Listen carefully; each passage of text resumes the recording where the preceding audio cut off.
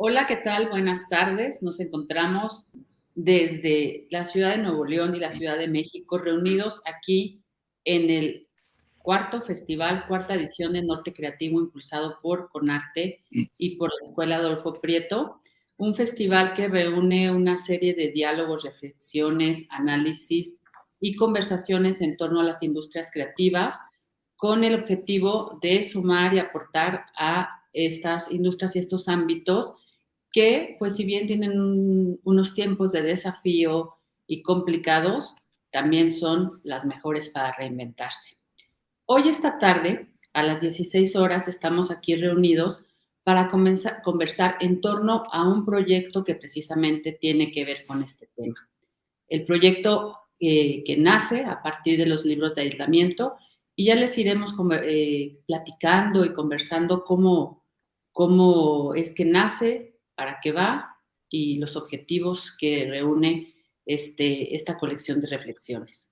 Le quiero dar la bienvenida esta tarde al doctor Celso Garza Acuña, secretario de Cultura de la Universidad Autónoma de Nuevo León, quien pues es parte importante de este proyecto, es un pilar del proyecto Aislamiento que reúne la reflexión de artistas, líderes, niñas, niños y jóvenes y diferentes ámbitos en estos tiempos de pandemia y desafío.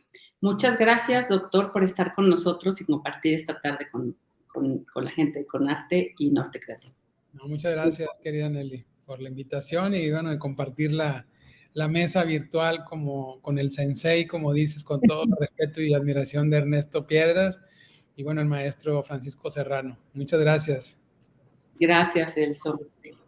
También le quiero dar la bienvenida esta tarde y agradecer el tiempo al doctor Ernesto Piedras, economista especializado en telecomunicaciones e industrias creativas, quien, como ya lo dijo el doctor Celso, considero el sensei de estos temas en el país y pues bueno, todos los referentes que él nos da y el gran impulso que hace con su conversación pública, sus textos y sus publicaciones en torno a estos temas aportan mucho a la formalización, a la formalidad y a la referencia de este ámbito. Gracias, Ernesto. Muchas gracias por estar hoy. Nelly, el agradecido soy yo y antes de decir gracias y quedarme con eso, les digo por qué agradezco. Los economistas no somos frecuentemente invitados a estos espacios de la cultura y la creatividad y tú tienes la culpa de haber dado este regalo a varios de nosotros, un regalo de estar aquí. Luego Celso ayudó a hacer lo material, a poderlo tocar y hacerlo palpable. El acompañamiento de Francisco siempre es delicioso. Entonces, como economista, como amigo, como economista de la cultura, les agradezco mucho y hoy, un día más, gracias porque estamos aquí juntos. Gracias, Ernesto. Qué maravilla que nos hemos encontrado y coincidido en este proyecto y en otros más y todos los que iremos construyendo para aportar. Y también le doy la bienvenida a Francisco Serrano, director de operaciones del Auditorio Nacional, este emblemático recinto, a quien yo considero el epicentro de este emblemático inmueble. Definitivamente, Francisco, pues ha transitado por todas las cosas que suceden en el auditorio. Es un hombre que, además de estar en Auditorio Nacional y ser promotor de muchos eventos internacionales, es parte esencial del premio Lunas del Auditorio Nacional y es un amigo referente cómplice y también yo diría consejero para muchas personas en el ecosistema del entretenimiento, de la música y de la cultura. Entonces, bueno, y de las artes escénicas, Francisco, definitivamente eres un actor 360 con una formación muy interesante y con un criterio muy cabal al cual recurrimos. Y pues bueno, esta es la presentación que hago más allá de leer sus biografías, que seguramente las pueden ver en sus perfiles, investigar mucho de ustedes y también leer sus pensamientos a través de las publicaciones o las cosas que por ahí rolan en el ámbito público. Francisco, muchísimas gracias por este tiempo. No, muchísimas gracias a ti, Nelly, siempre tan entusiasta y siempre a la vanguardia logrando generar estos pequeños espacios de reflexión con todos. Además, muy honrado de estar participando en esta ocasión también, tanto con Ernesto como con Celso, y poder traer un poco más de lo que ha sido el aislamiento fuera del aislamiento, ¿no? En las industrias creativas, sobre todo también a la iniciativa que nos da espacio esta tarde para poder compartir con todos ustedes nuestros pensamientos, nuestro acercamiento a esta nueva realidad, si es que se puede hacer. Así es, como bien dices, pues estamos en unos tiempos en los que nos hemos reinventado y también yo digo que nos hemos adaptado. Pero bueno, es parte del ADN de la innovación. La creatividad que ustedes desde su trinchera hacen, tienen e impulsan con todo lo que es el ecosistema me parece muy importante. Les voy a poner en contexto a las personas que están viendo esta mesa y que no tienen antecedente del proyecto Aislamiento.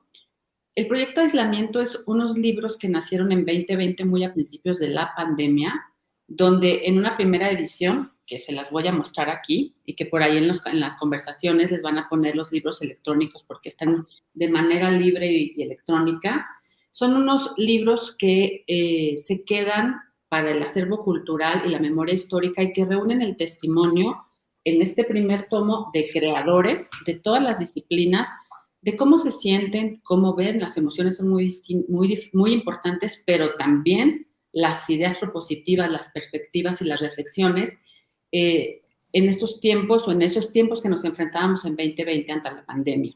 Definitivamente todas las industrias fueron golpeadas, pero las industrias creativas y culturales pues fueron, hasta ahora hay una resaca importante en la cual tenemos un gran desafío. A partir de este libro y de este libro que apoyó la Universidad Autónoma de Nuevo León y la Universidad de Guadalajara para su materialización, lo cual pues celebramos mucho, una sinergia con dos grandes universidades públicas, se inspiraron otros testimonios de otros ámbitos, después se recopiló niñas y jóvenes en aislamiento a través del pensamiento y la creatividad, siempre siempre esta forma de expresarnos y de reinventarnos son muy importantes en la vida y parte de esta colección. Y ahora estamos en ya se documentó y compiló un tercer tomo que reúne el testimonio del sector salud. Y así hemos ido navegando, pero por ahí estos líderes en las industrias creativas y culturales que están muy ocupados y tuvieron mucho trabajo en qué pensar y en qué hacer y cómo reinventarnos y cómo salir adelante con los retos, los desafíos y todo lo que ha sucedido, está sucediendo y sucederá para que nuestros ámbitos sigan innovando y propiciando cosas positivas que rescaten y fortalezcan tanto las economías, los ecosistemas creativos y las propuestas, pues estaban muy ocupados. Así es que justo ahora en estas semanas estamos compilando el testimonio del cual son parte importante Francisco Serrano, Ernesto Piedras y Celso José Garza, cómplices, pilares y también líderes que plasman en el nuevo tomo que estará saliendo en unos meses, donde nos comparten ellos y otros líderes de toda Iberoamérica su visión, su perspectiva y, bueno, también las ideas que tienen de qué nos podrán aportar para salir adelante, porque, pues bueno, los creadores son una parte de este gran ecosistema, pero los líderes y los tomadores de decisión, los hacedores, los materializadores, son la otra parte. Unos sin otros no subsistimos, unos con otros en complicidad somos los que podemos materializar y llegar a buen puerto con los proyectos. Y bueno, pues de ahí surgen ideas, propuestas y una serie de propuestas y proyectos y materialización de proyectos y producciones y una serie, podría pasarme toda esta tarde diciendo todos los verbos y acciones que se suscitan de esta sinergia entre creadores y líderes de industrias creativas y culturales para que suceda lo que todos vemos que sucede, que ya podemos verlo también en esta cuarta edición donde se generan de Norte Creativo, donde se genera una serie de diálogos y hay una gran muestra de todos estos trabajos. Pues bueno, ya di una introducción bastante larga, espero haber sido clara y no haber navegado y haber divagado por muchos lugares, pero ante este contexto del proyecto de aislamiento que va cambiando. Empezamos con aislamiento, luego el sector salud nos dio testimonio y ustedes, líderes en industrias creativas y culturales, nos darán perspectiva. Entonces nos vamos a centrar en ese tema. Y quisiera preguntarles, vamos a comenzar contigo, Francisco. Cuéntanos cómo has vivido estos tiempos de manera, digamos, danos un viaje por cómo has vivido estos tiempos entre encierro, reincorporación, auditorio cerrado, auditorio abierto, promotores que te llaman, conversaciones. ¿Y cuál es tu perspectiva? Muchas gracias, Nelly. Mira, ante todo esto es algo que nos tomó muy por sorpresa a todos, particularmente, sin embargo, nosotros en el caso de las artes escénicas teníamos un antecedente en Ciudad de México, que fue en el año 2009. En 2009 enfrentamos también una epidemia de influenza, de swine flu, como se le llamaba, es la fiebre porcina, que nos obligó a auditorio a cerrar actividades durante poco más de mes y medio. En esa época recuerdo muy bien que el día que cerramos actividades teníamos un concierto de The Rasmus y ese día se cerraron las actividades y pues, bueno, hubo que regresar a la banda a su lugar de origen y empezar a regresar los boletos y era a lo que nunca nos habíamos enfrentado. Y eso fue mes y medio. En esta ocasión, todo el mundo, artistas, empresarios, instituciones, todo el mundo pensamos, vamos por 2 meses. Eso fue el primer pensamiento, ok, está bien, vamos por 2 meses. Y bueno, cerrémonos, vamos por 2 meses. Y luego empezamos a ver, nunca estuvimos preparados para ver todo esto, ¿no? Y entonces después viene, cuando fue la influenza no fue un aislamiento, no sufrimos un aislamiento, sufrimos un aislamiento global, porque además el swine flu fue nada más en México, fue una cuestión local, entonces no fue una pandemia. Entonces eso nos segregó además muchísimo de las arenas de trabajo en el campo de las artes escénicas de los artistas que iban a venir a México y sí le pegó durante 6 meses por lo menos a este país en la parte de la economía que tenía que ver con este sector muy particular de las artes escénicas, ¿no? Pero el aislamiento en el que nos metimos, cuando empezamos a ver después de 2 meses que esto no iba mejor, iba para más y para más y para más, de la sorpresa pasamos, digamos que fue primero la conformidad de decir, ok, vamos a regresar, planteamos todo, reprogramamos para dentro de 2 meses y entonces empezamos a reprogramar y empezamos a ver la posibilidad, tanto artistas internacionales como nacionales, pero al mismo tiempo estábamos viviendo la pérdida de las escuelas de los hijos, al mismo tiempo estábamos viviendo la exigencia de quedarnos en casa, las restricciones para poder acceder a lugares públicos a los que normalmente íbamos, que era el súper, incluso con los niños, ya quedarnos y a generar este aislamiento que nos empujó, que un aislamiento es una condición que otros suelen imponernos o que otras circunstancias ajenas a nosotros nos imponen. Algunas veces nos las autoimponemos, cuando queremos aislarnos más y queremos mantener nuestra propia distancia, pero no fue el caso. En este caso sí nos fue impuesto por condiciones que conocemos, de dónde vino todo esto, y tuvimos que retraernos y empezar a pensar qué era lo que íbamos a hacer y empezar a tener siempre la esperanza de que íbamos a regresar pronto. Sí puedo comentar que nosotros tuvimos cerca de eventos que hemos reprogramado hasta 6 o 7 veces. Eso habla de la esperanza de que la gente albergaba, de querer volver y volver y volver. En términos generales, les puedo decir que la mayoría de los eventos que siguen abiertos, después de 18 meses de estar cerrados, nosotros cerramos el 13 de marzo, 14 de marzo ya no se presentó el siguiente concierto de Alejandro Fernández y no solo fuimos nosotros, fue todo el mundo. Pero de todos esos shows hemos tenido solamente una devolución aproximadamente del 20% y son números globales. Esto quiere decir que la gente está ávida de poder volver a estar o no quiere perder la oportunidad de volver a estar en un espectáculo de esto. Estamos viendo ahora con un poco tímida la reapertura, cautelosa, como debe de ser, siempre con la base de la seguridad ante todo, seguridad en primer lugar del público, del personal, de los artistas, de toda la sociedad, y trabajando en conjunto y de la mano con todo el mundo, asomándonos como por la ventana un poquito a ver si ya va a empezar a salir el sol, y ya se empieza a ver cómo el sol empieza a salir. Pero, ¿qué nos digo? No, es como un poco la gente que decía que la Edad Media había sido una época de oscurantismo. Yo considero lo contrario, que es una época de un gran avance, sobre todo introspectivo. Esto también este aislamiento fue eso. Es decir, no nos vimos obligados nos orilló al precipicio para asomarnos de una de las actividades más poco socorridas en esta industria, que es tan vertiginosa, que es la reflexión. Y tuvimos muchísimo tiempo para reflexionar, también mucho tiempo para distraernos en lo digital, que ya hablaremos más adelante, y hay quienes pudieron caminar por la cornisa sin caer en el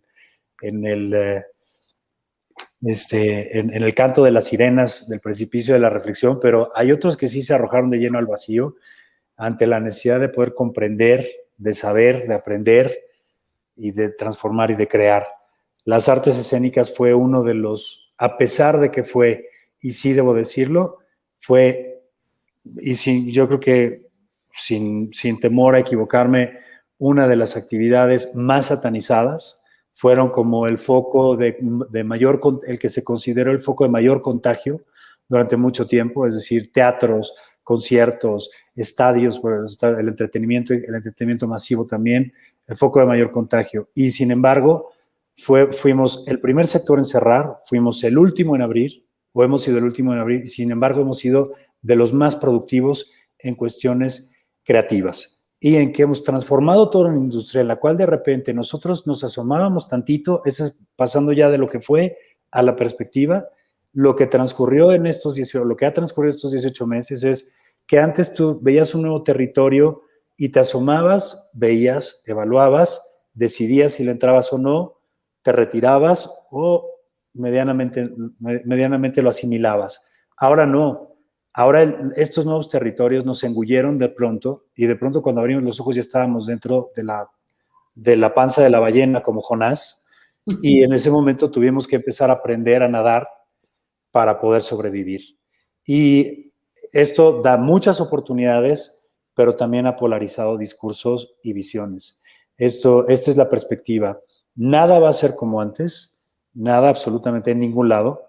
En las artes escénicas yo creo que tampoco, desde la parte creativa hasta la parte como espectador y la parte en la que trabajas juntos. Hay gente que dobló las manos, hay gente que quiso colaborar, hay gente que no quiso colaborar y se metió y se quedó en el total ostracismo, pero yo creo que la mayor parte de nosotros buscábamos siempre la manija, en la oscuridad, la manija de la puerta que nos pudiera dar un poco más de luz.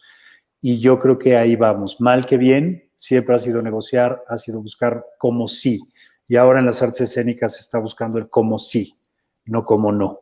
Eso es a lo que vamos, con una serie de herramientas digitales, tecnológicas, nuevas, a veces difíciles de asimilar. Si de por sí somos reacios al cambio, y más cuando nos está ganando más la edad, al cambio tecnológico, imagínate ahora que nos lo han impuesto, y además cada día tienes una nueva plataforma que entra y sale, o se queda, o es nueva, y tienes que asimilar, no puedes asimilarlas todas, pero tienes que aprender que existen todas y tienes que aprender a convivir con eso y con nuevos lenguajes. Ya después también hablaremos de esos nuevos lenguajes. Esa es la perspectiva que yo veo.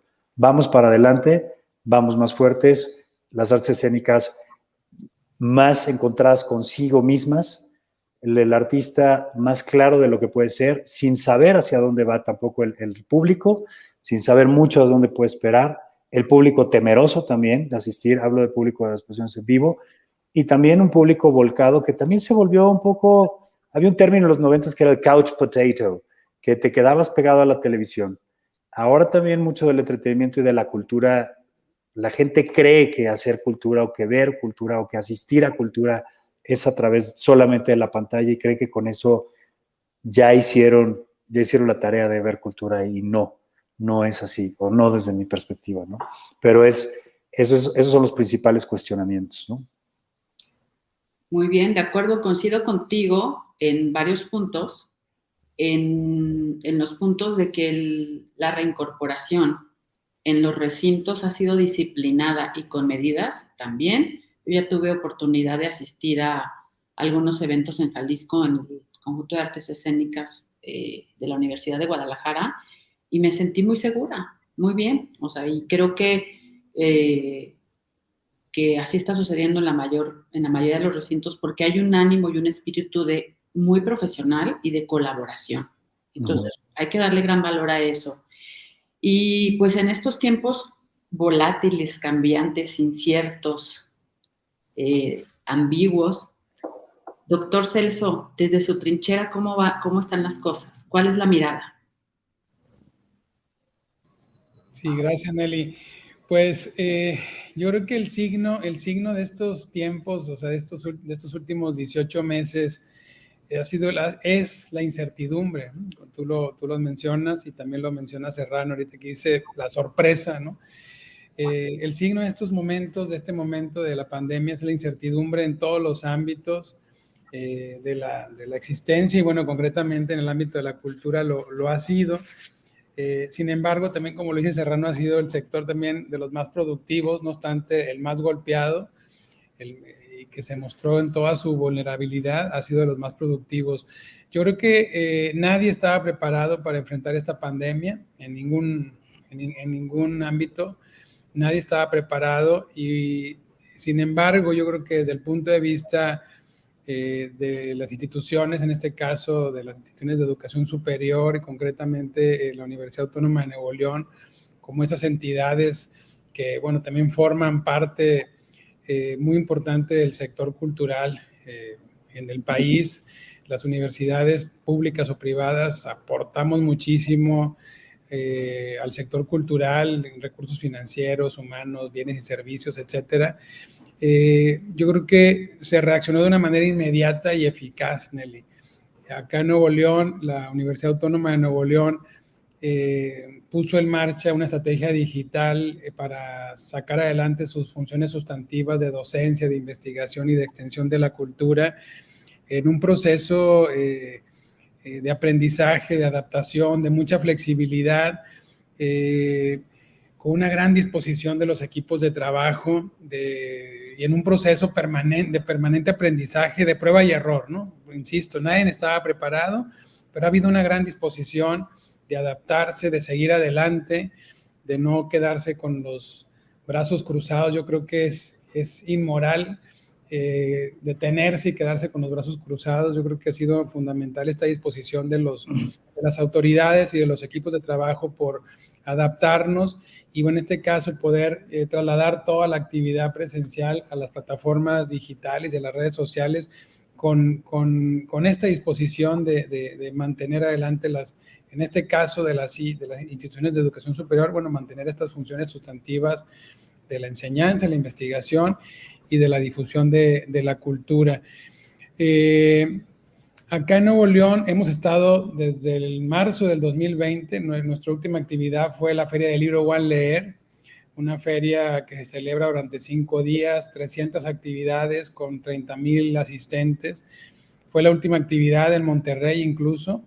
Y desde entonces en la universidad los espacios culturales han estado cerrados al público sin realizar eventos presenciales. Hay otros espacios en Nuevo León que ya están abiertos, los espacios de Conarte, del gobierno del estado, han hecho una labor también muy notable y están abiertos, han estado abiertos en diversos momentos, hoy en día están abiertos. Sin embargo, por las condiciones de nuestra institución, permanecemos cerrados al público. Tuvimos en julio de este año, en el mes de julio tuvimos algunas actividades con público, piloteamos nuestros protocolos con mucho éxito. Sin embargo, también coincidió que en agosto se registró la tercera ola y la más grande de la pandemia, entonces volvimos a cerrar los espacios. Es decir, nomás en la universidad solamente el mes de julio abrimos los foros, pusimos en marcha los protocolos de manera exitosa y en agosto volvimos a estar cerrados, ¿no? Nuestra Sinfónica sigue sin poder dar conciertos al público. Sin embargo, se ha diseñado toda una temporada en línea de una manera excepcional y eso también ha sido muy valioso. Yo creo que esta eficacia con la que se han trasladado las actividades a las redes sociales nos ha permitido una expansión en la capacidad de difusión, o sea, extraordinaria, que yo creo que va a haber que capitalizar para cuando eso termine y volvamos a formatos híbridos o trabajemos en formatos híbridos. Ha sido exponencial, ¿no? Es decir, un concierto en nuestra Sinfónica dirigida ahora por el maestro Eduardo Díaz Muñoz en su teatro con una capacidad para 600 personas y con una asistencia promedio de 400 personas. Hoy en día sus programas en línea los siguen 20,000 personas, ¿no? Entonces, hoy en día también nosotros hemos realizado más de 1,000 transmisiones en vivo por las redes sociales de Cultura UANL con un alcance de más de 2 millones de personas. Entonces, nada sustituye el encuentro con el arte en los espacios naturales, ¿no? Es decir, nada sustituye la emoción de escuchar a la Sinfónica en su foro, ¿no?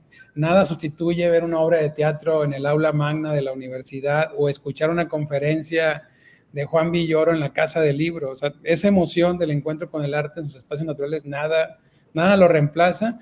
Sin embargo, ante las restricciones que estamos viviendo, insisto, no podemos quedarnos con los brazos cruzados, eso es inmoral, tenemos que adaptarnos en prueba y error y bueno, trasladar todo esto. Creo que se ha hecho de manera eficiente, de tal forma que bueno, se ha logrado esta expansión en la capacidad de difusión, que bueno, podemos hablarlo un poco más adelante. Yo creo que la perspectiva va a ser formatos híbridos para poder capitalizar esta expansión en la difusión y recuperar esa emoción del encuentro con el arte en sus foros no naturales. Gracias, Celso. Creo que nos encontramos en un momento de reaprender esa apreciación y también de reinventarnos, y yo digo adaptarnos, o sea, cómo puedes vivir esa emoción y que, por supuesto, como dices, el encuentro con el arte de manera cercana, y como bien lo decía Francisco Serrano, posiblemente no es lo mismo, pero es distinto. Yo he visto el trabajo de la Universidad Autónoma de Nuevo León, como también la cantidad de cosas que han hecho y ofertado, puesto a la mano y a disposición del público, también ha hecho que trascienda fronteras su visión, su manera de articular, de unir, de darle foro a los creadores, y pues no los han dejado abajo, han sido muy generosos con todas las personas que han pasado, aunque fuese de manera virtual. Han hecho también un proyecto colaborativo donde yo creo que los artistas han tenido un espacio y una retribución decente y decorosa, aún con la contingencia. Así es que, pues, gracias a la UNI por seguir ahí y por trascender estas fronteras que también, pues, lo digital nos está dando esa oportunidad, ¿no? Y como dices, pues ya vendrán los nuevos modelos y los nuevos lenguajes, que ahora volvemos para allá, Francisco, como dices. Y pues en este tema de tanta producción de contenidos y del devenir del ecosistema, Ernesto Piedras, ¿tú cómo ves la construcción creativa y cómo ves el valor de la economía? Mira, para empezar, quiero decir, hace mucho tiempo que no me venía este sentimiento de suscribir tan plenamente lo que dijeron Francisco y luego Celso, pero plenamente, yo también he venido comentándolo. Por ejemplo, Francisco me hizo recordar que yo he dicho que cuando tuvimos esa influenza, hace 12 años más o menos, yo pensé, lo primero que se va a fastidiar aquí es el sector de la cultura. ¿Y cuál fue mi sorpresa? Que cuando tuvimos ese encierro, que fue mucho más breve que el actual, mis amigos escritores se fueron a terminar el libro que no habían terminado, los pintores la obra que tenían en el caballete, y así consecutivamente, y terminé pensando, este sector está maldito hasta abajo. La influenza producimos y creamos. Pero también recojo de ustedes tres algo muy, muy importante. Yo lo he etiquetado como el Homo Telecom. Somos el ser humano de la conectividad remota. Y véanos en este momento lo que podemos hacer. Es la primera crisis de salud global, la primera pandemia en la historia de toda la humanidad que nos pesca en hiperconectividad. Y eso nos da estas capacidades que ustedes ya describieron. Siempre digo también, el mundo no es binario, no nos vamos a quedar en lo digital, extrañamos lo presencial, pero tendremos que aprender a hacer ese maridaje en la proporción que la vida nos dé. Pero lo bueno es que tenemos esa capacidad. El primer gesto de bonomía que yo vi del sector de la cultura y el arte fue obsequiar su contenido creativo, ¿sí? La siguiente fue la preocupación de aquellos que no tienen conectividad, que no tienen dispositivos, acceso a contenidos, habilidades digitales, y ahí tenemos que trabajar mucho porque todos lo tengamos. Hay problemas de oferta y de demanda, y aquí lo digo como economista. La demanda ha sido mejor beneficiaria de apropiarnos de contenidos creativos, pero la oferta come y la oferta paga cuentas y la oferta vive. Y es en donde tiene que venir el mayor trabajo de construcción. Tú ya lo dijiste, ya pudiste volver a un concierto. Yo ya volví a una sala de teatro, pero meses antes, cuando vi teatro en línea, sentado en un horario con la luz apagada, pues lo disfruté porque otra vez es para lo que daba la vida. La gran construcción que es muy urgente es sobre todo y primero, desde la oferta. Cómo nuestros creadores, cómo nuestra cadena productiva va a seguir adelante con todo esto que llamamos vivir día a día, producir, crear y generar contenidos. Y el trabajo empezó hace mucho también. Yo documenté en nuestro libro que exactamente no existe eso del retorno a la nueva normalidad, es una evolución a una nueva anormalidad, porque siempre digo, no es normal no darle un abrazo ahorita a Celso, no saludar de mano a Francisco, no estar presentes como hace 4 o 5 años en la inauguración de Conarte, que fue espectacular y fue muy emotiva. Pero, vuelvo a decirlo, es para lo que la vida nos da. ¿Y qué nos ha dado? ¿Qué ha sido lo positivo? ¿Y qué recojo de las páginas de creadores en aislamiento? Los creadores se recuperaron a sí mismos. Son seres que viven en la introspección, en el aislamiento. La creatividad generalmente se materializa en lo individual o en grupos muy pequeños. Varios de ellos ahí se manifestaron muy felices. Algunos, Alberto Ruy, nuestro querido amigo, dice, lo único que me ha fregado de esta época es toda esa invasión digital que mencionó Francisco. ¿Por qué tantas pantallas? ¿Por qué estos horarios? Pero de ahí en más fue recuperarlo. Fue migrar del espacio exterior a un espacio interior. Fue poder multiplicar esta introspección y esta cita con uno mismo, de repente alguien dijo en el libro. Entonces, esa blind date con uno mismo, pues ha sido un ejercicio que nadie hubiera querido, pero tiene sus lados interesantes de conocernos al respecto. Yo creo que tenemos que acelerar el paso, porque el futuro empezó hace mucho tiempo, empezó hace 19 meses aproximadamente. No podemos esperar a decir, cuando pase la pandemia, ¿qué demonios es eso de cuando pase la pandemia? Pueden ser 5, 25 años y seguiremos teniendo secuelas. Y siempre vamos a vivir con ese temor de mañana podría brotar de nuevo. Por eso insisto, el futuro empezó hace 19 meses. Tenemos que materializar para este sector con las capacidades presenciales, con las capacidades virtuales, esa nueva forma de operación y la podemos ir ajustando, pero no podemos quedarnos sentados a esperar lo que viene. Todo eso se ha documentado mucho en este libro desde la dimensión creativa. ¿Cuál es la gran diferencia del ser humano y otros seres de la naturaleza? Esa creatividad, esa capacidad de generar contenidos, arte, cultura. Eso es lo más importante que tenemos. Un día Churchill lo dijo: si cedo mi historia, si cedo mi cultura, después ¿para qué lucharía? Pues nosotros tenemos mucho por qué luchar y lo estamos haciendo desde estas diferentes trincheras, pero es importante acelerar el paso. Por lo pronto, gracias por toda esta documentación de experiencias. Gracias, Ernesto. Tienes toda la razón. Eso es lo que nos hace diferentes. La capacidad de discernir, de crear, de comunicarnos y también de la empatía. Hablaste de creadores, pero yo creo que también eso es lo que hace diferente esta conexión con los públicos y esta conexión con la diversidad de roles y tareas que tenemos en torno a estas industrias culturales y creativas. También ya comentabas que en el libro se documenta y que lo viviste en la pasada contingencia sanitaria de hace 12 años, 2009, con la influenza, que los creadores se fueron a crear, a escribir, a hacer, a componer, pero hemos visto también en estos tiempos cómo el propio creador tiene diferentes roles, diferentes maneras de expresarse, de trabajar, de presentarse y también de producir. Entonces, sí, yo pienso que ha sido distinto el viaje y se ve documentado en Creadores en Aislamiento, el tránsito por esta contingencia sanitaria y por diferentes tiempos, por supuesto, para escritores, para artistas plásticos o para artistas escénicos.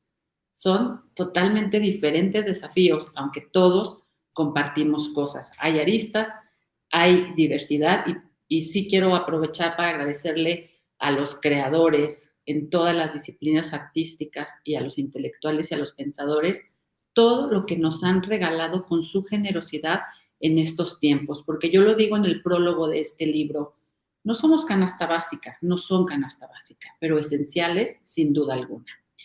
Y pues bueno, dicho lo anterior, hablamos del libro de Creadores en Aislamiento que propició e inspiró estas nuevas ediciones. Ustedes líderes, ustedes tomadores de decisiones, ustedes constructores y materializadores de proyectos en torno a esa esencia tan importante que es la creatividad, los proyectos artísticos. ¿Cómo ya dijeron su perspectiva, pero yo quisiera preguntarle a cada uno, así desde la trinchera personal y profesional haciendo esta alquimia, cómo Celso, cómo Ernesto Piedras y cómo Francisco Serrano, ¿cuál es el compromiso? ¿Cuál es lo que piensan? ¿Qué es lo que pueden aportar para co-crear, para nutrirnos en este desafío que todavía nos queda, en este tránsito? Cuéntanos, y también Francisco, pues háblanos de esos nuevos lenguajes que nos quedamos ahí y yo me quedé muy interesada.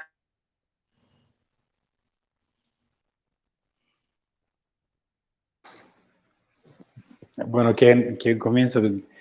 Me aviento. Como bien decía también Ernesto y decía Celso José, que tuvimos que enfrentarnos a una serie de condiciones que exigieron, y por supuesto, como lo comentas tú también, que exigen la regeneración, que exigen el volvernos a crear y la reconstrucción, de construir lo que habíamos aprendido, desaprender para poder volvernos a hacer. Una de las cosas que decía Ernesto es, sí, generamos mucho contenido, lo decía también Celso José, generamos muchísimo contenido, todas las artes, pero el arte tiene que pagar súper.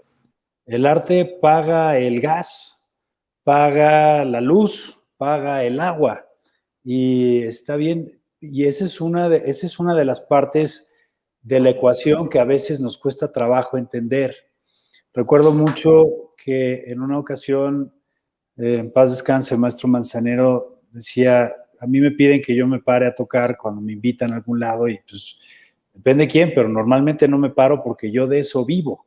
O sea, yo vivo de tocar. Entonces, él lo que buscaba era decir, ¿por qué un músico no va a tener la misma no se le trata a un músico con la misma dignidad con la que se le trata a un abogado. Tú a un abogado no le pides que te lleve un juicio gratis. ¿Por qué al músico le pides que te toque gratis o que te crea una canción de gratis, ¿no? Que te haga un favor? Porque es un oficio, te lleva el mismo número de años hacerlo, ¿no? Entonces, el artista en todos estos años,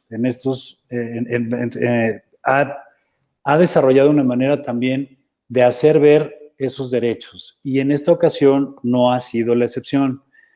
Cuando digo que en estos 18 meses todos nos hemos cruzado, los que nosotros nos dedicábamos a hacer festivales, por ejemplo, de repente nos vimos en la necesidad también de aprender a ser directores de cámaras, a tener que saber iluminar. ¿Por qué? Porque por lo menos en artes escénicas, estábamos acostumbrados a producir para un teatro, no a producir para una televisión, no a producir para un segmento del cual además conocíamos, porque además de todo, lo que sucedió fue que el nuevo venue fue tu computadora y tu butaca se convirtió en la silla de tu sala, de tu comedor. Ahí estabas. Entonces, toda la sala de conciertos o todo tu nuevo teatro estaba en tu casa. Como lo decía Ernesto, apagó la luz, vio un teatro a deshoras, a las horas, o probablemente a las horas que no se ven normalmente, pero que sí, pero se empezó a generar un nuevo lenguaje. Este nuevo lenguaje, el lenguaje digital, con términos como los eventos híbridos. ¿Cuáles son los eventos híbridos? Los que puedes ver de manera presencial, que no se va, y coincido plenamente, no existe una mayor experiencia que poder ver, que poder presenciar el arte en vivo. Nada lo puede sustituir, definitivamente nada. Y no es que lo demás sean sucedáneos, no, son otras formas de acercamiento. Sí, pero la catarsis, el momento, la comunión que existe para llegar a la hora que tú enfrentas o que tú estás frente a una expresión artística, es insuperable por ninguna otra cuestión tecnología. Que la tecnología empezó a meterse en esta parte a la hora de producir, sí. Cuando hablo de nuevos lenguajes por ejemplo, ¿cuál es el proceso educativo? ¿Dónde termina el proceso educativo y formativo y dónde empieza el proceso lúdico? Aquí se empezó todo a cruzar. Empezamos a escuchar términos que ya lo veníamos oyendo desde hace tiempo, es lo inmersivo, lo híbrido, la convivencia y la educación virtual también, pero además a su máxima expresión. También el Homo Telecom, al que hace referencia el doctor Piedras, nos convirtió en todo, aunque no hubieras querido, aquí estábamos, ¿no? Y sobre todo, por ejemplo, al mismo tiempo que se dan una serie de movimientos culturales y sociales que nos exigen un nuevo lenguaje, el lenguaje inclusivo. Entonces, que tenemos también que aprender, tenemos que desaprender lo que ya tenemos y tenemos que aprender a dirigirnos. Hay quien puede aceptarlo, hay quien puede no aceptarlo, pero también al mismo tiempo estamos enfrentándonos a otra cosa, estamos enfrentándonos a una serie de discursos en donde hay mucha gente o hay muchos aquellos quienes exigen tolerancia son intolerantes a la hora de imponer su tolerancia. Entonces, hay que saber manejar. Antes teníamos quizá 3 pelotas en el aire, ahora tenemos 35.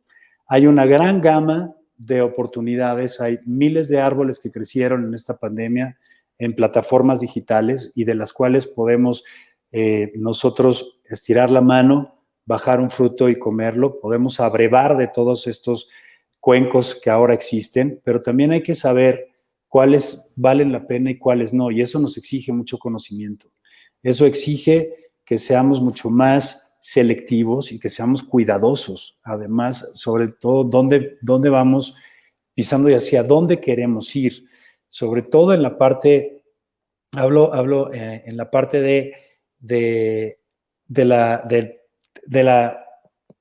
de querer ir más allá en esta nueva anormalidad que nos va a tocar difícil, que nos ha definido y nos ha marcado. O sea, la generación del 2018, del 2016, que entró a la universidad en 2016, ¿quién les iba a decir que en 2020 se iban a estar graduando en línea? A la generación que entró en 2020, ¿quién les iba a decir que durante año y medio no iban a conocer a sus compañeros de clase, ¿no? Y que se iban a aventar media carrera sin siquiera verles la cara fuera de una pantalla. Eso era impensable. Entonces, en esta parte, y a la hora de querer regresar, resulta que hay mucha gente que no quiere regresar ya, que no quiere regresar al campus, que no quiere regresar a los teatros, que no quiere regresar a la calle.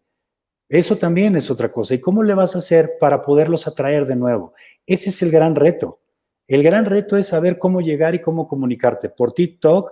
¿Por Twitch? ¿Por Facebook? No, el Facebook no es. El Facebook está de los 35, 40 para arriba. El Instagram está, ok, de los 25 para arriba. El Twitch está mucho más abajo. El TikTok está, yo ya no sé dónde, porque ya no sé ni dónde están, pero quien quiera abarcar todo, hay que saber hablar, pero aquel que quiera escuchar te va a buscar. Aquel que quiera escuchar tu mensaje va a saber dónde buscarte. Y el chiste es saber que el mensaje, el contenido creativo que estás generando, sea del interés de la gente, sea del interés general. Hay que revisar, no hablo de un ecosistema cultural general que se ha visto plenamente modificado. Es de un cambio sumamente vertiginoso. Como te decía, es como si ahorita nos hubieran dicho, ¿sabes qué? Tenías un guión para el cual te estuviste preparando como actor y ahí ibas a hacer. Y de repente, ¡pum!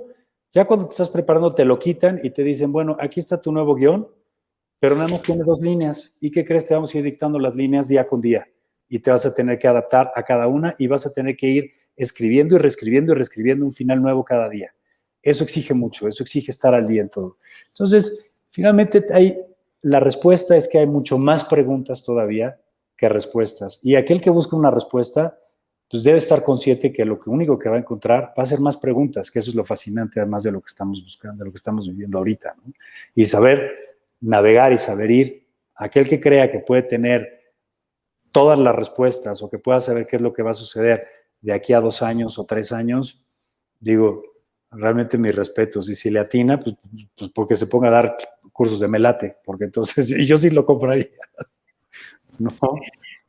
Totalmente.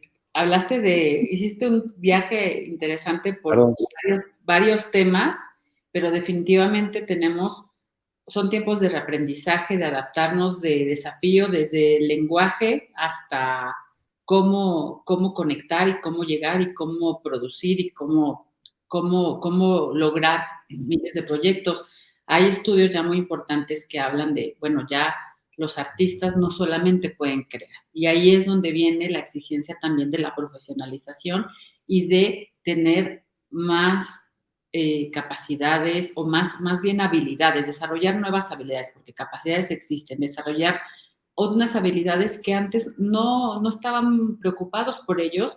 Y no quiero decir solo los creadores, yo creo que también los gestores culturales, los que trabajan en el otro lado de la industria. El mundo en general tiene unos desafíos que requieren nuevas habilidades. Entre esos, pues bueno, definitivamente las habilidades de la empatía y la capacidad de discernir me parece que son pilares fundamentales en estos tiempos. Y tocaste un tema que yo quisiera preguntarle a Ernesto Piedras, además de que nos sume su perspectiva, que ya casi ha sido muy, muy rico, entonces ya casi estamos, básicamente es nuestro bloque de cierre Entonces, tocaste un tema interesante, la percepción del valor de la obra o del trabajo de los creadores. ¿Por qué se percibe así, Ernesto Piedras? ¿Tú qué piensas? ¿Por qué se percibe como que cante, que, oye, a ver, hazme aquí o sea, ¿por qué no se valora? ¿Tú por qué crees? Vuelvo a hablar como economista con enfoque de oferta y demanda y ahorita respondo puntualmente eso y hasta me atrevo a ponerle números. El lado de la oferta hoy tiene esta dificultad que ya ha descrito mucho Francisco, que es tu estructura de costos cambió porque no puedes ingresar al público como acostumbrabas y tu estructura de ingresos también, porque por lo mismo bajó, entonces se estrangulan ahí los márgenes. Ahí viene parte de la creatividad. La capacidad y medios de cobro desde la oferta. La capacidad no todos la tienen de transmitir por la vía digital, pero mucha de tu pregunta, Nelly, es ¿qué pasa como públicos, audiencias, espectadores y lectores? O sea, el lado de la demanda. Malamente nos acostumbramos en las primeras semanas de la pandemia a pensar que los contenidos eran y debían ser gratuitos. Y nos ha costado mucho trabajo reconocer ese proceso creativo con estructura de costos que debe ser remunerada. Entonces, creo que ese manotazo en la mesa va para ambos, va para los creadores y va para nosotros como público y audiencia. Esa noche que yo refiero, que vi la obra de teatro y pagué un boleto de teatro, era extraña la sensación de estar frente a una pantalla, no en una butaca atrás del Auditorio Nacional, ¿sí? En el teatro, y entonces fue un paso de aprendizaje, pero voy más allá y le pongo los números. Me ha tocado hacer las cuantificaciones, 7% del Producto Interno Bruto aproximadamente venía siendo el valor de lo creativo, de lo cultural. La más reciente, y aquí va una primicia, estimación o cálculo que tengo, que espero publicar muy pronto, reduce esto a aproximadamente, números redondos, 5%. O sea, baja del 7 al 5, es muchísimo. Hay por ahí un cambio metodológico, pero el otro tema que me preocupa, y entonces pandemia y digitalización nos pescan en pinza. La digitalización desmonetiza el valor de lo creativo. Cuando comprábamos CDs o acetatos, gastábamos un monto. Cuando pagamos una renta de Spotify o Netflix, se disminuye a una décima parte. Entonces, entre pandemia, dificultades de costos, de percepción del valor de lo digital y ampliación de lo digital, 54% de todos los bienes y servicios culturales y creativos de los que hoy nos apropiamos son digitales. ¿Cuándo compramos un disco la última vez, un libro físico? Pocos diremos que sí lo hemos hecho, pero la gran mayoría ya no. Entonces hay una desmonetización. Cuidado con los términos. No es que la cultura digital no valga, es que la apropiación marginal, o sea, el bit and byte en su transmisión tiene un costo cero versus un nuevo ejemplar de un libro, un nuevo CD quemado, un nuevo DVD cuando los consumíamos. Y entonces ahí traemos varias complicaciones. La complico todavía más. Esto no tiene freno ni reversa. No es como que dentro de 2 años para la digitalización y regresamos a lo presencial. Cada vez vamos a hacer más plenamente ese Homo Telecom que referí al inicio. Entonces, el proceso creativo de la gestión y la política y la operación cultural, creativa y artística es un trabajo que se ha vuelto permanente. Yo creo que después del Renacimiento se pudo haber adoptado un modelo, después de la Ilustración otro. Hoy, con el cambio tecnológico que viene cada día tendremos que estar calibrando, reinventando y remodelando nuestra forma de operar en este sector. Entonces, insisto mucho, reconocer que el futuro empezó hace mucho tiempo, el futuro tal vez empezó el día en que empezó la banda ancha. Hay 118 millones de smartphones en nuestros bolsillos en el país, prácticamente todos tenemos uno, y es un medio de acceso. ¿Quién ha comprado un aparato receptor de radio en años?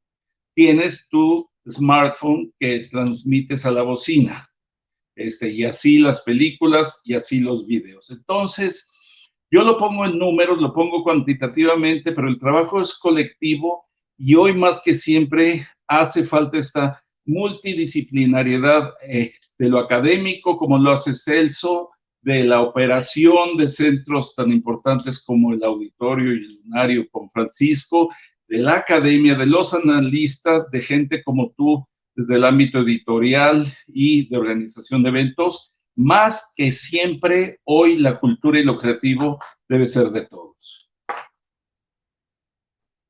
Insisto, en los tiempos de co-crear.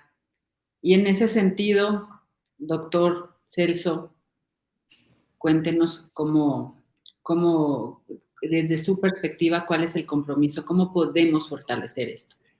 Pues mira, yo creo que desde esta trinchera de las instituciones de educación superior y particularmente de la Universidad Autónoma de Nuevo León, pues es enfocados a la formación de profesionales para el sector cultural y la mayoría de ellos insertos en el mercado cultural, pues es fortalecer ese proceso de formación con una sensibilidad como la que se está aquí comentando, ¿no?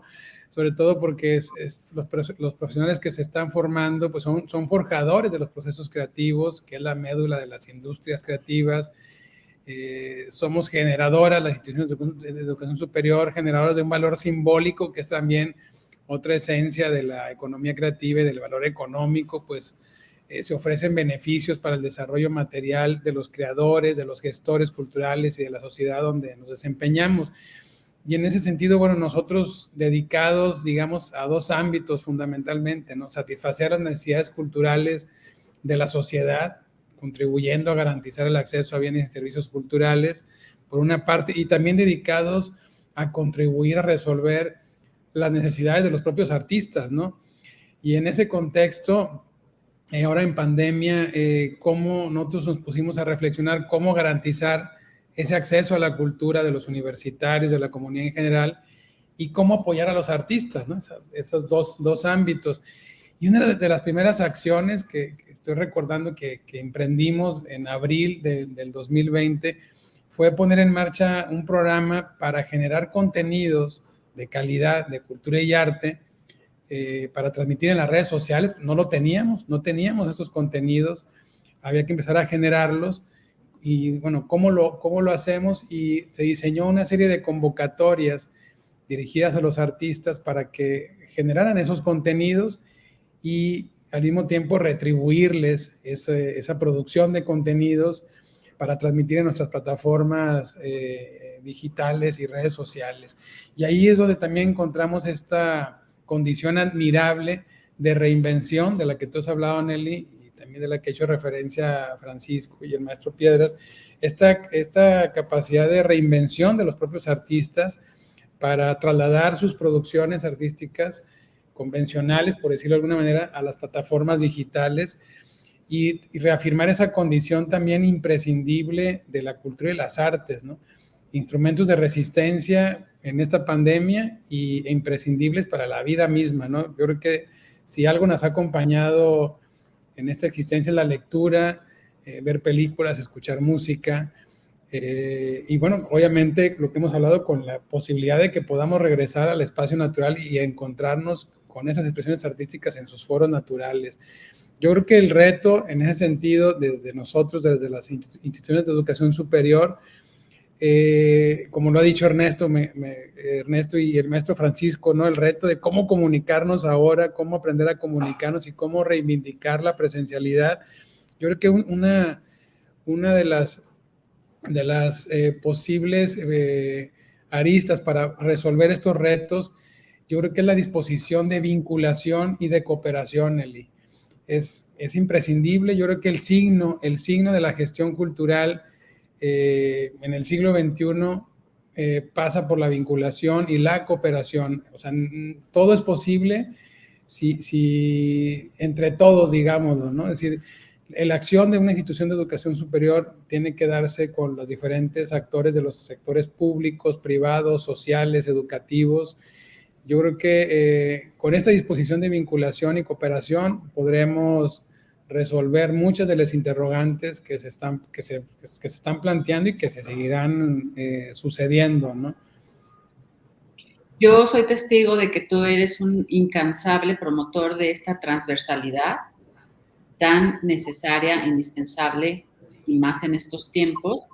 Y también creo que cualquier presentación, puesta en escena, evento, cualquier cosa que se propicie a través del arte y la cultura, genera toda una cadena de derrama económica y es lo que nos toca hacer, hablarle a las otras industrias y a toda la sociedad, a decirles, esta colaboración es muy importante. Y pues bueno, vamos a pasar a las preguntas y antes de pasar a las preguntas yo quisiera cerrar Si quieres irnos poniendo las preguntas por ahí, pero yo quisiera cerrar esta reflexión con algo que me gustó, y recapitulando, Francisco Serrano, no hay respuestas, hay muchas preguntas y cada vez va a haber más preguntas, y por tanto este proyecto que se detona a partir del libro de Creadores en Aislamiento y que va transitando por diferentes momentos, así como va transitando la pandemia, nos mostrará muy pronto las reflexiones y las ideas, y como si bien no hay respuestas que predigan el futuro, Francisco Serrano, sí hay respuestas de pensadores como ustedes y de personas que con su liderazgo y su trabajo pueden aportar muchísimo a la construcción, el fortalecimiento de las industrias creativas y culturales, y eso es lo que compilará y reunirá este libro de líderes en perspectiva en industrias creativas y culturales. Así es que, bueno, bien, pasamos a las preguntas, que por ahí no las veo, para que pues ahí vaya contestando. A ver, quien ustedes gusten, ¿quiénes consideran que son las mejores prácticas en los formatos, cuáles consideran las mejores prácticas en los formatos híbridos y qué deberíamos de hacer para quienes queremos incorporarlos? ¿Quién contesta?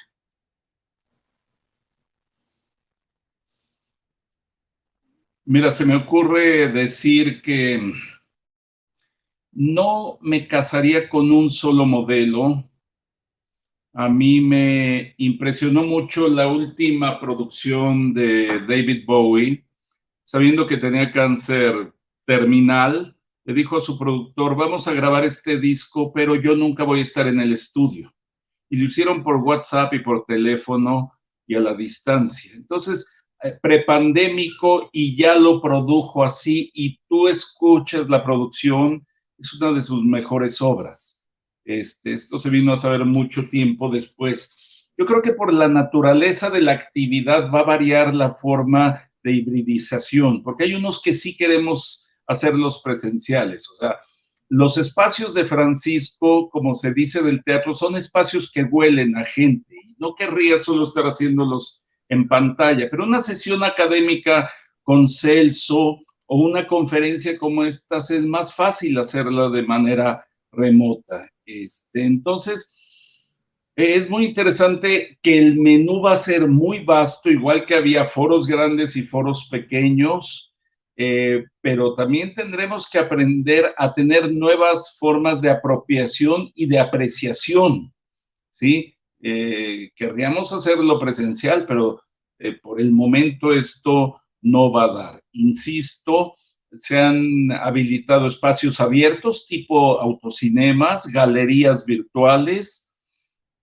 El streaming es un recurso muy valioso en lugar de salir a librerías y a tiendas de discos. Entonces, creo que aquí sí volvemos a un esquema en el que cada línea de producción, cada cadena productiva va a tener que identificar sus eslabones de vinculación entre la oferta creativa y la demanda creativa de acuerdo a la naturaleza, de acuerdo al DNA de cada actividad. Insisto, tú y yo, Nelly, llevamos más de un año, casi un año y medio, con divulgaciones, con presentaciones, y han funcionado espléndidamente, pero las que son presenciales, o sea, el graffiti se pinta en los muros, ¿no?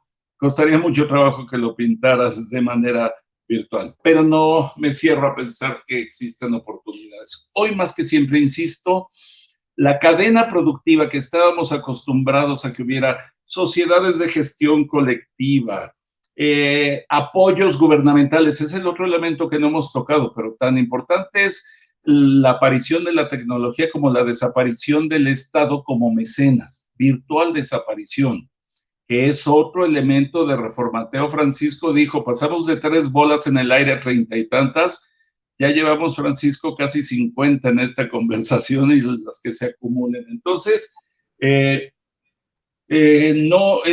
ya termino diciendo, el otro día en la Feria del Libro de Coahuila, alguien se me acercó y me dijo, propusiste en un seminario de orquestas sinfónicas esquemas híbridos y di ahí algunos modelos, y me dijo, lo empecé a aplicar y funciona. Pues sí, funciona en el ensayo, funciona en el performance, en la presentación. Insisto, quisiéramos estar ahí presentes, escuchando cómo afinan los instrumentos, pero Ya también eso está pudiendo ser factible. Cada uno tenemos que armar nuestro propio modelo. Tecnologías hay muchas, el ancho de banda lo permite. Va a ser a 100 megas, a 20 megas, con smartphone, con HD. Están ahí los recursos y cada vez más.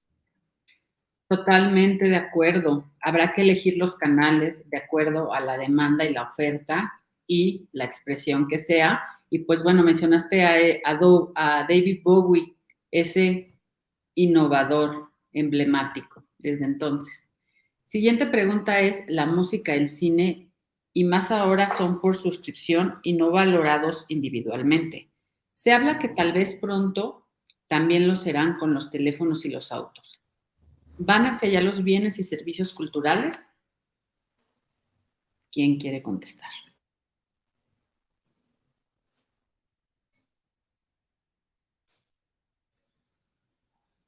No, yo creo que va a haber, como dice el maestro Piedras, y también, es decir, yo creo que hay que ser muy consecuentes con relación a cómo comunicar, los contenidos de arte y de cultura, ¿no? Yo creo que ya lo hemos aquí insistido muchísimo, nada sustituye el encuentro con el arte en los espacios naturales, y en ese sentido el acceso a los bienes y servicios culturales que dispone, por ejemplo, una institución de educación superior, pues tendrán que volver, digamos, a esta presencialidad con la que se vienen desarrollando y, repito, aprovechando esta capacidad de expansión en la difusión que se ha conseguido con las redes sociales, pero sí también muy consecuentes a las formas de comunicar. ¿Y a qué me refiero con eso? Rápidamente. Nosotros presentamos en el mes de julio la puesta en escena de los signos del zodiaco. Más de cerca de 20 actores en escena, un montaje de una joven directora teatral de Monterrey, Mayra Vargas, extraordinario, pero largo, 2 horas de duración. Y bueno, nos planteamos, bueno, cómo transmitir eso por las redes sociales. La obra se presentó en el aula magna, en un aforo limitado, 170 personas de una sala para 550. Funcionó el protocolo y bueno, la gente maravillada de poder ver teatro en vivo en el foro. Y planteamos, bueno, ¿cómo transmitir una puesta en escena? No, es impensable transmitir una obra de teatro 2 horas por las redes sociales, y más como fue el trazo que Mayra planteó, multiescénico, digamos, ¿no? En el foro. Y hemos planteado casi una propuesta de hacer televisión, es decir, hacer un desmontaje de la obra en la que la directora vaya explicando ciertas escenas y todo pueda quedar documentado en un programa de 40 minutos, ¿no?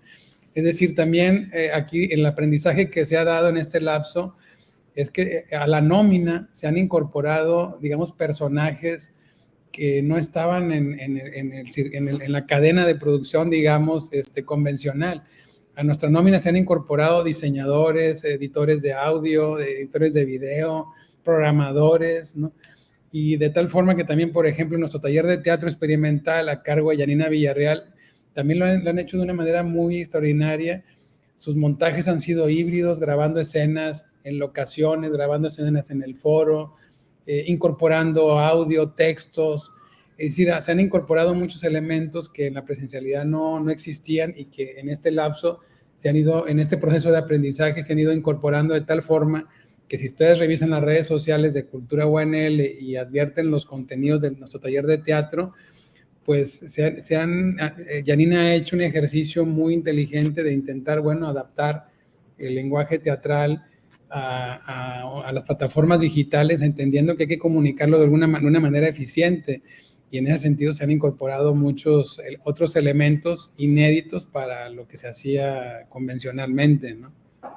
Totalmente, es una oportunidad de también ofertar otras cosas, nuevos elementos, como dices, y de ofrecer otra óptica. Yo he visto algunas cosas que, ojo, al principio no fue así, hemos ido transitando y mejorando, pero yo he visto cosas donde también ves un lente muy particular a través de la pantalla, que no lo podrías ver estando ahí. Entonces creo que son 2 experiencias y estamos en tiempo de omnicanalidad, definitivamente. Y bueno, por ahí, a ver, con arte, ¿Cómo podemos inculcar las artes a las nuevas generaciones después de la pandemia? A ver, doctor Celso, esa es una pregunta académica. Bueno, nosotros acá, lo que hablaba hace un momento, nosotros como universidad pública y una institución de educación superior, bueno, estamos enfocados a la formación de recursos humanos, de profesionales para el sector cultural. En la Universidad de Nuevo León tenemos, hay un grupo de escuelas, facultades de artes y humanidades, música, escénicas, artes visuales, filosofía y letras, comunicación, arquitectura, muy notables en sus procesos de formación de profesionales.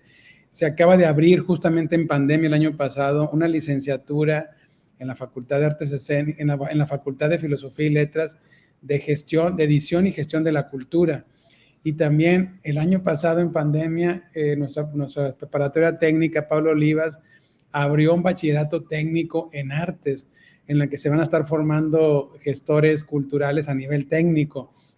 Entonces hay un compromiso muy marcado en ese sentido. También algo que se ha fortalecido mucho estos últimos años es que en todas las carreras de la universidad, que son más de 25 facultades en las que se dan estudios de licenciatura y de posgrado, todas llevan la asignatura, la unidad de aprendizaje de apreciación a las artes, ¿no? Entonces, bueno, pues hay una incidencia en ese sentido por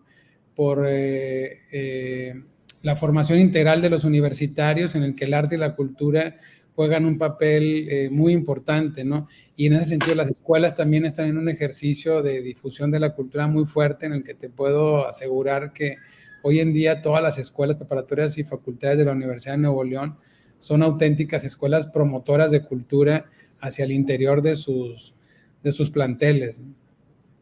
Totalmente. No sé si quieran agregar algo, Francisco, Ernesto, con esta pregunta, con el tema de, por ejemplo, se me ocurre creación de públicos, y si no, pasamos a la siguiente. Vamos con la que sigue. Yo nada más agregaría una cosa. A esta dimensión académica, la primera pregunta de creación de públicos, espectadores, lectores, radica también en los hogares. Estadísticamente está demostrado que si tú tomas aleatoriamente un lector hoy, la probabilidad de que cuando era niño hubiera 100 o más ejemplares en su casa y sus papás lo llevaran un día a la biblioteca de la universidad, un día a la librería, es altísima. Entonces, cerrar esa pinza otra vez entre academia y hogar, y volvemos a la pregunta: ¿cómo dotas de cultura y creatividad a un hogar? Y volvemos a una de estas respuestas, que es la tecnología y el hábito. Entonces, ese continuo yo creo que se ha fomentado. Yo rescataría y hasta diría, punto a favor de la pandemia: hemos leído mucho más, hemos visto mucho más cine, hemos escuchado mucha más música. Traducido a respuesta para tu pregunta, hemos forjado públicos y espectadores en nuestros hogares más robustos hacia el futuro, en diferente formato. De acuerdo. ¿Cómo se relacionan las crisis con la creatividad? A ver, ¿quién quiere contestar esa? Lo que ocurre, yo creo que aquí, un poco como profesor universitario, justamente de esa asignatura de apreciación a las artes y de mis clases en la Facultad de Artes Escénicas, siempre insistimos muchísimo en que el arte es un reflejo y una reacción a la realidad, ¿no? Entonces, en ese sentido, yo creo que se va a generar también en este caso, ya se está generando un registro de la pandemia desde el arte en diversas expresiones, y yo incluso creo que los libros de aislamiento que se están generando con conexión, pues también es un testimonio, o sea, es un testimonio en ese sentido, Nelly. Entonces yo creo que está esa conexión de que, bueno, asumir el arte como un reflejo y una respuesta a la realidad, creo que se da esa conexión que se plantea en la pregunta, ¿no? Sí, justamente mientras tú contestabas la pregunta, dije, bueno, pues los libros de aislamiento, esta colección surgió a partir de una crisis en marzo, principios de abril, que dijimos, nos vamos a quedar guardados. Yo sí pensé que iba a ser más de 2 meses, la verdad, o sea, sí tuve una expectativa de más a largo plazo, no tanto, me ha sorprendido a largo plazo, pero este maravilloso acervo de reflexiones y que tiene un valor de verdad, yo pienso, importante, histórico, nació a partir de la crisis. ¿Qué vamos a hacer en este tiempo? Hay que hacer algo que dé valor. ¿Qué tenemos? ¿Cuáles son nuestras fortalezas? En conexión, como es el nombre de la compañía que fundé hace 18 años, pues tenemos esta interrelación y esta manera de conectar a diferentes actores, incluso de diferentes industrias, pero muy centrados en las industrias creativas y culturales, y sabíamos que teníamos a la mano muchos creadores con gran fuerza para expresar en ese momento su testimonio, y así, tal cual, de la crisis, nació este proyecto creativo. Nos pasan la siguiente pregunta. ¿Cómo hacer para que el arte y la cultura en estos tiempos de streaming llegue a personas que no tienen acceso a conectividad digital? Te hablan, Ernesto Piedras. Gracias. Mira, cuando hace 7 años tuvimos esta reforma de telecomunicaciones, le metieron mano y lápiz a nuestra constitución política y le pusieron conectividad, derecho básico del ciudadano. Y mucha gente decía, ¿qué payasada es eso? Claro, varios amigos abogados me dicen, esos derechos son derechos imperfectos, porque si no se cumplen no hay elemento de sanción, como el derecho a la educación, a la salud, al empleo digno, a la vivienda. Pero yo prefiero sí tenerlo ahí en la Constitución que no tenerlo y buscar los recursos. Y hoy vemos esa importancia porque hagamos el blanco y negro de esta historia. ¿Cómo la ha pasado alguien que no ha tenido nuestras capacidades? ¿Cuáles son esas capacidades? Tener dispositivos, tener contenidos, acceso a contenidos, tener habilidades digitales, tener conectividad. Cualquier eslabón de estos que falte, tira la cadena al piso. Y ahí tenemos más de 30 millones de estudiantes del sistema CEP que están estudiando como si vivieran en 1960. Por televisión, sin esta bidireccionalidad, mientras que otras escuelas que tienen los recursos tecnológicos pueden decir, detente profesor, no te entiendo. Y lo mismo en cultura y creatividad. Lo hemos comentado varios de nosotros en diferentes espacios.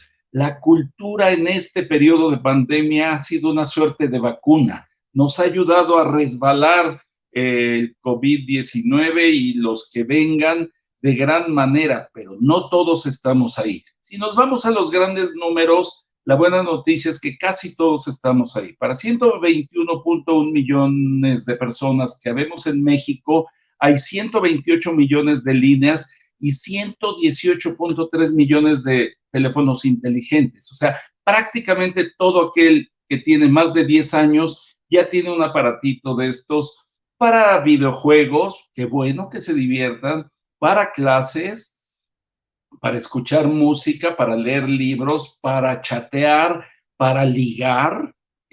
Lo dijo Francisco, nos trajimos a las casas, las escuelas, los trabajos, los comercios y hasta los antros. Hoy ligas en línea, mucha gente así lo hace, etcétera. Entonces, la pregunta es, ¿y el que no? La gran fortuna es que en contra de lo que es la pobreza material y económica que afecta a más de la mitad de la población, la pobreza digital es mucho menor. Insisto, prácticamente todos tenemos un dispositivo móvil y de hogares, 2/3 partes, tenemos banda ancha y computadoras. Entonces, pues seguir trabajando en ello, saber que no es un lujo, es un divertimento, sí que bueno, se vale ser feliz, se vale divertirse, también se vale trabajar y estudiar, e igual que con el agua potable y el fluido eléctrico, debemos asegurarnos, otra vez como academia, otra vez como recinto, otra vez como gobiernos, debemos asegurarnos que todos tengamos cumplimiento de este derecho básico a la conectividad, que insisto, cada vez va a ser más importante. Que así sea, que esa tercera parte que falta del país logre tener esta conectividad. Y pues bueno, nos vamos a la última pregunta. Todos sabemos que el teatro es en vivo y es famoso también por eso, pero ahora lo han pasado al formato en línea. ¿Ustedes creen que eso funciona y eso deja de ser teatro? A ver, Francisco Serrano, este es tu tema de las artes escénicas y siendo el epicentro de nuestro inmueble emblemático del país. Cuéntanos. Efectivamente, bueno, el teatro desde su creación, desde su génesis, todos sabemos que ha sido en vivo y ha sido un acercamiento, como dices, Celso José, todo arte es una reacción, un reflejo de la realidad. Sin embargo, yo creo que no, el hecho de masificar un contenido no lo hace en ninguna medida, no lo hace de menor calidad. Esto, hablando específicamente del teatro, nosotros en el caso específico del Lunario, bueno, el caso específico de Auditorio y del Lunario, Auditorio lleva 12 años transmitiendo desde hace 12 años, e incluso anuncio el próximo 9 de octubre comenzamos con la nueva temporada del Metropolitan Opera de Nueva York, con las temporadas desde Nueva York. Y es otra manera de acercarse, es otra manera de acercarse a un arte que es además muy difícil de gestionar. La ópera es el más caro de todos los artes escénicos, o uno de los más caros de producir, y entonces, sin embargo, el hecho de estarlo viendo en pantalla a 10,000 kilómetros de distancia desde Nueva York, pero en tiempo real, con 17 cámaras robóticas, en el cual le puedes ver hasta literalmente en 4K, casi 4K, las arrugas a la soprano o al tenor o al barítono, hace la experiencia muy distinta. En ocasiones se te olvida que estás ahí. Yo recuerdo que al principio los detractores de este proyecto decían que cuál era la diferencia entre poner un DVD en su casa y venir a verlo al Auditorio Nacional, y además al Auditorio Nacional, ¿por qué no a Bellas Artes? Entonces, purismos hay en todos lados y ganas también a veces de romper con la ortodoxia también, que fue nuestro caso.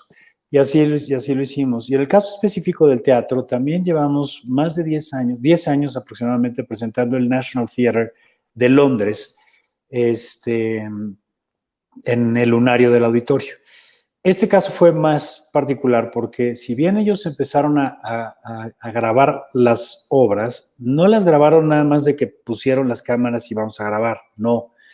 Llevaron a directores de cámaras de la BBC, llevaron incluso directores de arte, y hay una obra particularmente muy importante y muy impresionante que quiero poner sobre todo sobre la mesa para que podamos ver de qué manera evolucionó el teatro este nuevo lenguaje, sobre todo un lenguaje visual, para hacerlo mucho más accesible a mucha gente. Este es un caso de una presentación de una obra de una versión de un Frankenstein que estuvo protagonizada por Benedict Cumberbatch.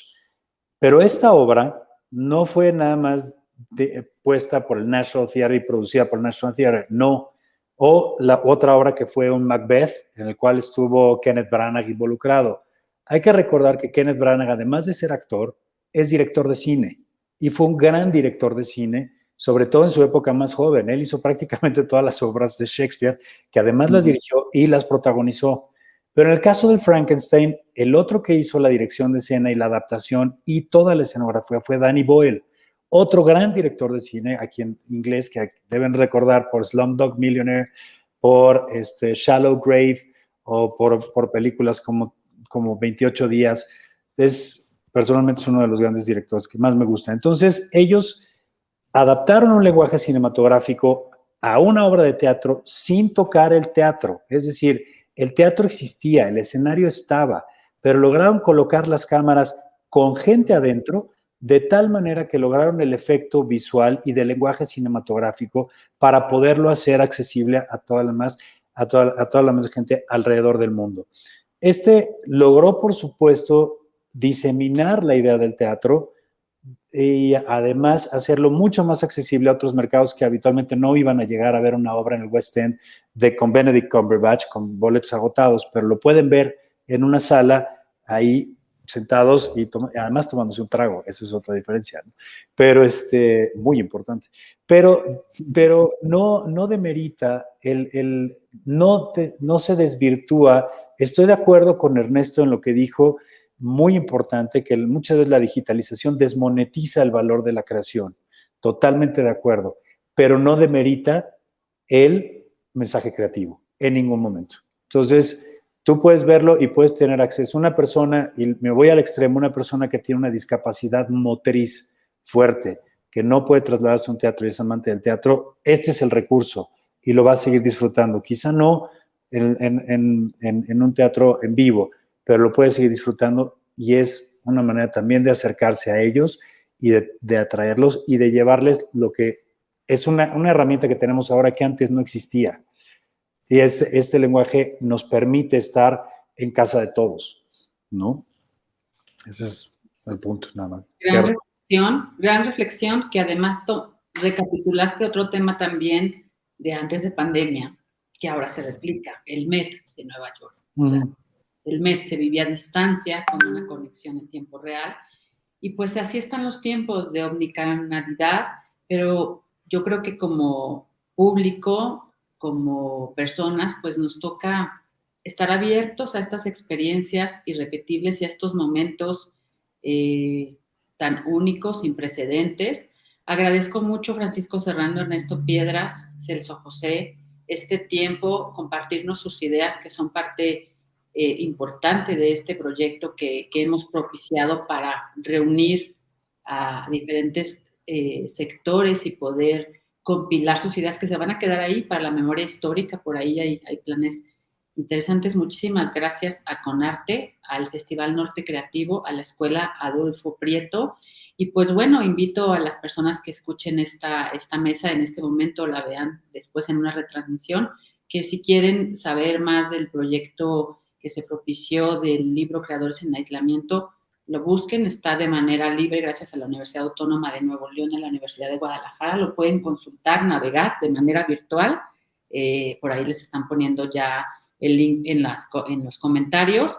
Y pues bueno, este proyecto se propició del aislamiento y el reto COVID-19, pasó por un testimonio, ahora estamos hablando de perspectiva y desafío, y pues en su momento también queremos por ahí cerrar con la sabiduría. Entonces estamos de manera creativa compilando las reflexiones y los testimonios de diferentes sectores, muy importante el sector de industrias creativas y culturales, muy importante su tiempo, muy importante sus ideas que nos dan un nortecito para esas tantas preguntas que hay en esos tiempos. Muchísimas gracias, buenas tardes. Gracias Gracias a ustedes, gran gusto. Saludos a todos. Saludos.